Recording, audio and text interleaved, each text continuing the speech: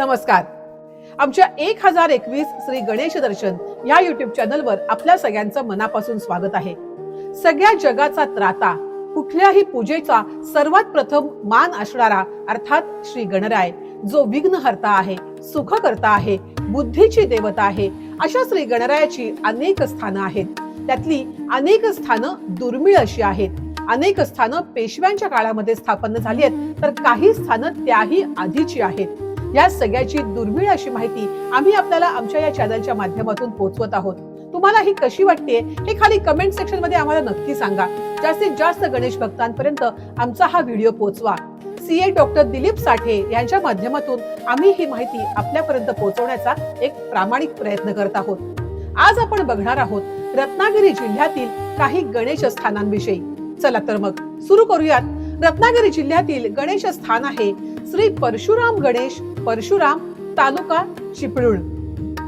श्री क्षेत्र परशुराम मंदिराच्या प्रकारात श्री गणेश मूर्तीची स्थापना श्री ब्रह्मेंद्र स्वामींनी इसवी सन 1785 मध्ये केली. मंदिर परशुराम गाभाऱ्याच्या डाव्या बाजूला आहे.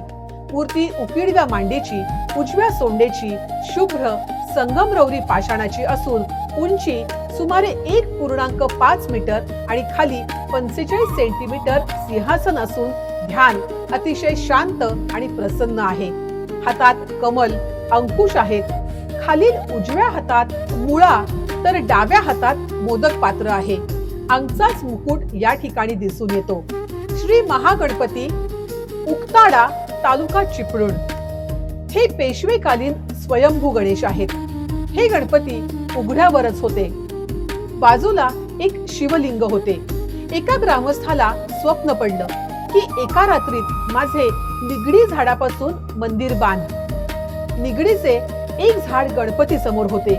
मूर्तीवर शेंदुराचा थर जमा झाल्यानं मूळ मूर्तीचा अंदाज पण येत नाही. पण उंची 90 सेंटीमीटर उंच असून मंदिर पूर्वाभिमुख आहे. उच्चासनावर अष्टकोनी गाभाऱ्यामध्ये मूर्ती विराजमान आहे. पुढील गणेश आहे पागेतील श्री गणपती सिद्धिविनायक, पागमळा, तालुका चिपळूण. कृष्णेश्वराचं अप्रतिम मंदिर आणि लगतच हे नयन मनोहर श्री गणेश मंदिर. पेशवाईमध्ये या मंदिराचा जीर्णोद्धार झाला. काळ्या पाषाणात घडवलेला गणपती पाहताच त्याच्या प्राचीनतेचा अंदाज येतो. त्यानंतर चिपळूणचे संस्थानिक पागेतील जोशी यांनी या स्थानांचा जीर्णोद्धार करवला. मंदिरालगतच पेशव्यांचा वाडा आहे. या ठिकाणी सरकार दरबारातील मंडळी येत तेव्हा इथं घोडे बांधून ठेवत. त्या पागेच्या आजही खुणा दिसतात. त्यामुळे या भागाला पाग असं नाव पडलं. गणपतीचं मंदिर साधं कौलारू आहे. 38 सेंटीमीटर उंच उजव्या सोंडेच्या मूर्तीचे कोरीव काम अत्यंत सुंदर आहे. रिद्धी सिद्धी बाजूला आहेत. पोटाजवळ उंदीर कोरलेला आहे. त्याच्या बाजूला जय विजय आहेत. हे सर्व एकाच काळ्या पाषाणात आहेत. गणपतीच्या हातात परशु आणि त्रिशूळ आहे. इसवी सन 2003 दरम्यान या मंदिराचा जीर्णोद्धार करण्यात आला. 20 किलोमीटर अंतरावर गोवळकोट किल्ला आहे. त्यावर असलेली विंध्यवासिनी आणि हा गणपती एकाच काळ्या पाषाणात घडवलेला दिसतो. पुढील गणेश आहेत श्री पेठमाप गणपती, चिपळूण. पुण्याच्या मूर्तिकाराकडून 2 मूर्ती आणल्या, पण पेटारे आणणाऱ्या भुयांनी चुकीनं उजव्या सोंडेची मूर्ती परशुराम क्षेत्री नेली तर डाव्या सोंडेची मूर्ती पेठमाप या ठिकाणी आणली. परंतु पुढे अदलाबदल न करता श्रींच्या इच्छेनं असं घडलं असं समजून 1875 साली या डाव्या सोंडेच्या गणपतीची स्थापना झाली. या ठिकाणी उजव्या सोंडेच्या गणपतीच्या प्रतीक्षेत असलेल्या येथील ग्रामस्थांनी डाव्या सोंडेच्या गणपतीची प्रतिष्ठापना केली आणि सिद्धिविनायक असं या गणपतीचं नामाभिधान केलं. पुढील गणेश आहेत श्री अमनायेश्वर गणेश, बुरंबाड, मारवजन, तालुका चिपळूण. श्री अमनायेश्वर हे बुरंबाड या ठिकाणचे जागृत देवस्थान. या मंदिरात प्रवेशद्वारातच डावीकडे श्री विराजमान आहेत. मूर्ती मातीची असून सुंदर रंगवलेली आणि कोनाड्यात प्रतिष्ठापित आहे. श्री चतुर्भुज असून उजव्या खालच्या हातात जपमाळ तर वरच्या हातात परशु असून डाव्या खालच्या हातात मोदक आणि वरच्या हातात कळीस आहे. शुंडा डावीकडे वळलेली असून शुंडेत मोदक आहे. डाव्या मांडीवरच्या खाली मूषक आहे. ध्यान तुंदिल तनू आहे. सुपासारखे कान आहेत. उजव्या वरच्या बाजूला मोरावर आरूढ सरस्वती आहे. उजव्या हातात वीणा आणि डाव्या हातात पुस्तक आहे. पुढील गणेश आहेत श्री कर्णेश्वर मंदिर, कसबा संगमेश्वर. संगमेश्वर पासून 3 किलोमीटर कसबा भागात हे पुरातन मंदिर आहे. मंदिर संपूर्ण दगडी असून याला 3 कळस आहेत. मंदिराच्या परिसरात गणेश मंदिर आहे. कर्ण राजानं हे मंदिर बांधलं म्हणून याला कर्णेश्वर असं नाव पडलं. शास्त्री नदीच्या संगमावर ही देवळे आहेत.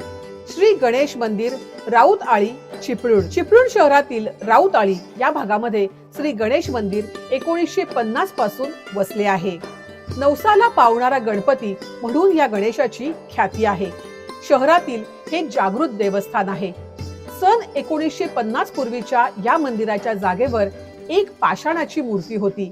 या मूर्तीची भाविक मोठ्या श्रद्धेनं पूजा करीत. त्यावेळेला त्या ठिकाणी मंदिर नव्हतं, पण तिथे गणेशाचा नामसप्ताह, भजन, कीर्तन इत्यादी चालत असे.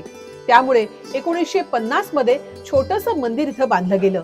त्यावेळी श्री गणेशाची संगमरवरी दगडाची मूर्ती राजस्थानहून मुंबई मार्गे गोवळकोट या ठिकाणी बोटीनी वाजत गाजत आणली. त्यानंतर 23 जानेवारी 1993 रोजी या मंदिराचा जीर्णोद्धार झाला आणि 60 सेंटीमीटर उंचीची गणेश मूर्ती प्रतिष्ठापित झाली. श्री गणपती, साखरपा, तालुका संगमेश्वर. गाभाऱ्यामध्ये एका कोनाड्यात ही 45 सेंटीमीटर उंचीची मूर्ती आहे. या गणपतीला मुकुट, सोंड पितळीचे करून बसवले आहेत. अंदाजे 6 पिढ्यांपूर्वी हे मंदिर केळकर यांच्या पूर्वजांनी बांधलं असावं. खांबावर नक्षीकाम आणि हत्तीची तोंड कोरलेली आहेत. श्री गणपती मंदिर, साखरपा, तालुका संगमेश्वर. सन 1942 ची चले जाव चळवळ गाजत होती. त्यावेळेचे हे देऊळ. क्रांतिकारकांना देवरुखची सरकारी तिजोरी लुटायची होती. गणपती मंदिरासमोर पोलीस आणि क्रांतिकारकांची धुमश्चक्री झाली. मूर्ती चतुर्भुज होती आणि डाव्या सोंडेची होती. श्री गणपती मंदिर, देवळे, तालुका संगमेश्वर. गणपतीची काळ्या पाषाणाची मूर्ती साधारणपणे 275 वर्षांपूर्वी या ठिकाणी आठल्ये यांनी आणली. या ठिकाणी मंदिराचा जीर्णोद्धार त्यांनी 1988 रोजी केला. श्री गणपती मंदिर, कसबे, संगमेश्वर. हे मंदिर खरे यांच्या मालकीचं आहे. अंदाजे 175 वर्षांपूर्वी बांधलेले काळ्या घोटीव पाषाणाची दोन्ही पायाची मांडी घातलेली, पायात वाळे, हातात जपमाळ अशी 1 मीटर उंचीची गणेशाची मूर्ती या ठिकाणी दिसून येते. मूर्तीला छान रंग दिला आहे. मंदिर स्वच्छ आणि प्रसन्न आहे. श्री गणपती, आंबोली, तालुका दापोली. हे एक छोटेसे गणेशाचे देवालय आहे. दापोली ते अंजरले या रस्त्यावर 10 किलोमीटर अंतरावरती हे स्थान आहे. पांढऱ्या शुभ्र संगमरवरी पाषाणाची सिद्धिविनायकाची मूर्ती या ठिकाणी दिसून येते. पुढील गणेश आहेत कड्यावरचा सिद्धिविनायक, अंजरले, तालुका दापोली. दापोली तालुक्यातील हरणे या बंदरापासून 5 किलोमीटर खाडीच्या पलीकडे अंजरले हा गाव वसलेला आहे. 1784 साली या देवालयाची स्थापना करण्यात आली. फार प्राचीन काळी अंजरलेश्वर आणि सिद्धिविनायक अशी 2 देवळं या ठिकाणी होती, पण पुढे ही दोन्ही देवळे समुद्रात बुडली. या देवळांचे अवशेष संपूर्ण ओहोटीच्या वेळी पाहायला मिळतात. एका गणेश भक्तांनी सुरक्षित जागी म्हणजे कड्यावर श्री गणेशाची स्थापना केली. पाखाडीच्या सुमारे 200 पायऱ्या चढून गेल्यावर माळ लागतो. आवारात मध्यभागी श्री गणपतीचं मंदिर, उजव्या बाजूला श्री शिव मंदिर, त्यानंतर तुळशी वृंदावन आणि दीपमाळ, डाव्या बाजूला विहीर, समोर मोठा तलाव आपल्याला पाहायला मिळतो. मूर्ती अखंड काळ्या दगडी सिंहासनावर विराजमान आहे. तोंड पूर्वेकडे आहे. उजव्या सोंडेची असलेली उंदरावर बसलेली ही मूर्ती आहे. उंची साधारण 1 मीटर आहे. या मूर्तीच्या दोन्ही बाजूंना रिद्धी सिद्धींच्या 45 सेंटीमीटर उंचीच्या मूर्ती आहेत. मूर्ती अखंड काळ्या पाषाणात आहे. अजर म्हणजे वार्धक्य, मृत्यू नसलेले, सदा प्रसन्न, टवटवीत असलेले गाव म्हणजे अजरालय म्हणजेच अंजरले असं मानतात. श्री आशापूरक सिद्धिविनायक गणपती, केळशी, तालुका दापोली. भक्तांच्या आशा पुरवणारा म्हणून आशापूरक हे देवालय सुमारे 200 वर्षांपूर्वीचं आहे. मूर्ती संगमरवरी असून सुंदर आहे. 2 मूषकांनी आधार दिलेल्या कमलासनावर आरूढ झालेली साधारण 90 सेंटीमीटर उंचीची उजव्या सोंडीची ही गणेश मूर्ती आहे. मागील दोन्ही हातात पाश अंकुश आहेत. उजवा हात लक्ष्मीप्रमाणे दान हस्त असून संपूर्ण ध्यान भान हरपून टाकते. देऊळ परांजपे आळीत आहे. अंजरल्याच्या पुढे 10 किलोमीटरवर केळशी मध्ये आहे. इथे जाताना मध्ये आड्याची तर ओलांडावी लागते. श्री गणपती मंदिर, पालगड, दापोली. हे साने गुरुजींचं गाव. विठ्ठल जोशी यांच्या दृष्टांतावरून एका वडाच्या झाडाखाली ही मूर्ती मिळाली. अंदाजे 325 वर्षांपूर्वी ही घटना घडली. पूर्वी हे मंदिर घुमटी स्वरूप होते. आता सुधारणा करून थोडं मोठं केलं आहे. श्री गणपती मंदिर, आंजर्ले, दापोली. इसवी सन 1820च्या सुमारास गोविंद लक्ष्मण परांजपे हा 12 वर्षांचा मुलगा या ठिकाणी वेद अध्ययन करण्याकरता आला. त्यानंतर त्यानं हे मंदिर बांधलं. सध्याची संगमरवरी मूर्ती गोपाळ विनायक विद्वांस यांनी बसवली. जुनी मूर्ती जवळच ठेवलेली आहे.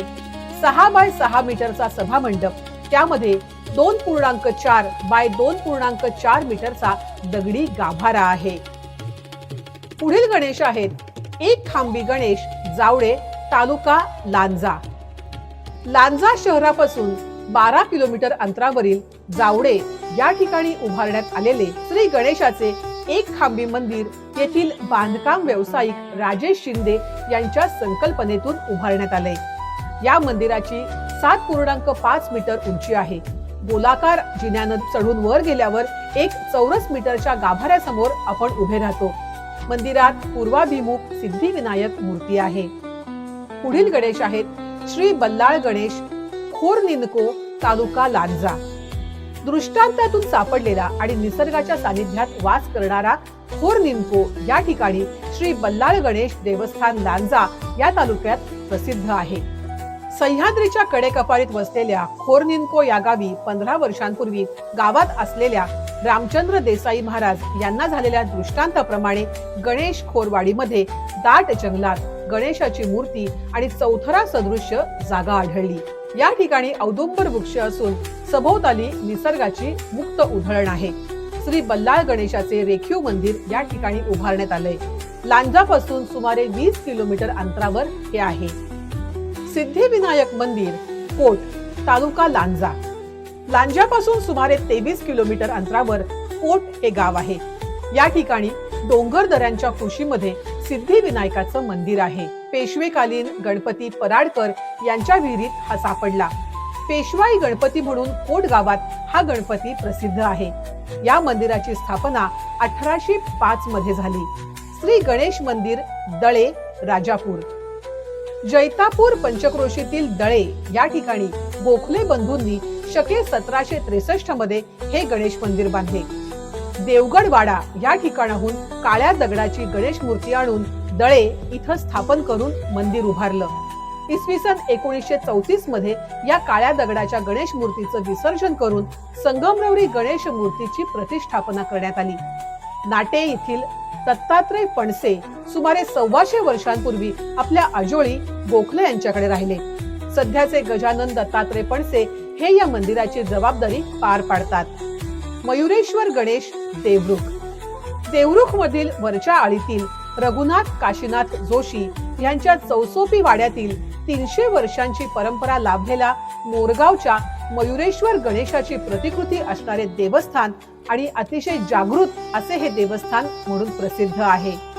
या गणपतीला जोशी बुवांचा गणपती असंही संबोधलं जातं.